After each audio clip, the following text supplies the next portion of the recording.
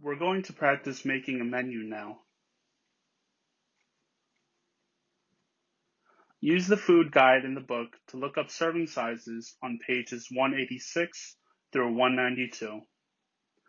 Use the guidelines for a healthy meal chart as a guide.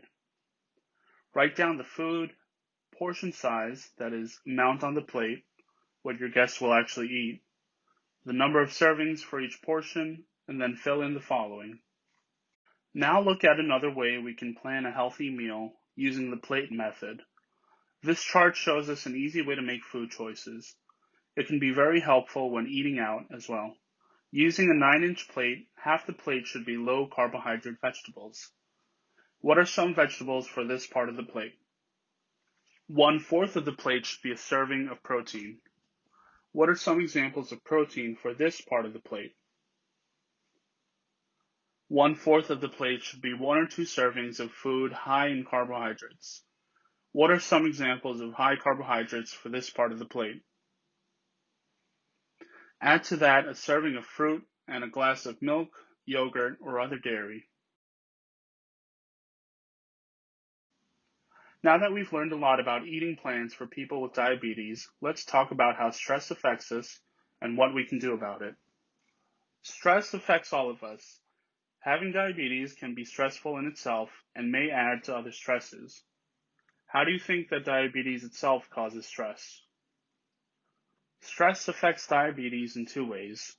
Stress causes our bodies to produce hormones, which in turn can make our blood sugar go up. When we are stressed, it is sometimes hard to cope. We may not have the energy or the will to do all things we must do to manage our diabetes. It is important to be able to recognize when we are stressed and learn ways to reduce or manage stress. How do you know when you are feeling stressed? Headaches, muscle tension in the jaw, neck, shoulders, fists, and so on, shallow breathing, irregular heartbeats, changes in eating, either eating more or loss of appetite, changes in sleeping, sleeping a lot or not sleeping well, falling asleep okay, but then waking up and not being able to get back to sleep, feeling angry or irritable, feeling tired or fatigued, perspiring or sweating. What can you do to deal with stress, including stress caused by diabetes? Exercise, write down your feelings, talk with someone, laugh, use a stress management CD or recording, pray or meditate, cry, practice positive thinking, practice problem solving. Life is full of problems and decisions. These are major stressors. We have already learned something about problem solving. We are now going to make our action plans for this coming week. Remember that action plans allow us to achieve what we want or decide to do by breaking down the activity into smaller, more doable steps or tasks. Let's briefly review the parts of an action plan. Parts of an action plan. Something you want or decide to do. Achievable. Action specific.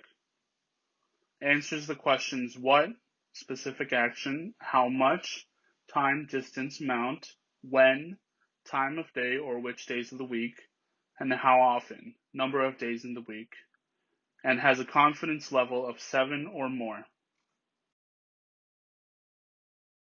The homework is to keep track of what you eat during the week and to make notes of any problems you have in using the food guide and these guidelines. If you want to know about foods not in your book, you can look for carbohydrate counters on the web. The American Diabetes Association also has an excellent book on carbohydrate counting. If you have a smartphone, there are many apps out there that give you calories, carbs, fats, and so on of various foods. Some even give you this information for chain restaurants. Also, you can Google American Diabetes Association plate. They have an interactive plate you can experiment with